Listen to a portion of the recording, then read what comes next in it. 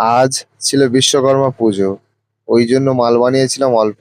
কিন্তু হঠাৎ করে ভিড় জমেছিল এত, দ্বিতীয়বার চাউমিন বয়েল করে লিখেছিলাম নতুন গল্প। প্রথমেই দোকানটাকে গুছিয়ে তাড়াতাড়ি করে ব্রিজে নিয়ে চলে এলাম। ব্রিজে নিয়ে এসে দোকানটাকে সাজিয়ে নিতেই প্রথমেই আসে এই ভাইটা। এই ভাইটার ছিল মশলা মুড়ি, ভাইকে মশলা মুড়ি দিয়ে বউনিটা সেরে নিলাম। তারপরে আসে এই দাদাটা, চাউমিনে লঙ্কা ছিল বাদ, চাউমিন নেওয়ার সময় বলেছিল ধন্যবাদ। তারপরে এই বোনগুলো আসে, বোনগুলোর ছিল এক প্লেট চাউমিন, বোনগুলোকে এক প্লেট চাউমিন দিতেই দোকানে এসেছিল এই দিদা আর দিদি।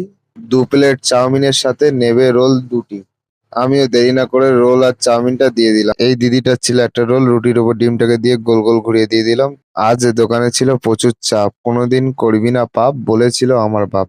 এই দিদিটার ছিল এক প্লেট চাউমিন, এই দিদিকে এক প্লেট চাউমিন পার্সেল করে দিতেই তার পাশ থেকে এই দিদিটা বলে উঠলো আমাকেও হাফ প্লেট চাউমিন পার্সেল করে দাও। তারপর দোকানে চাউমিন শেষ হয়ে গিয়েছিল, ওই জন্য ভাই আবার ফের চাউমিন বয়েল করে এনেছিল।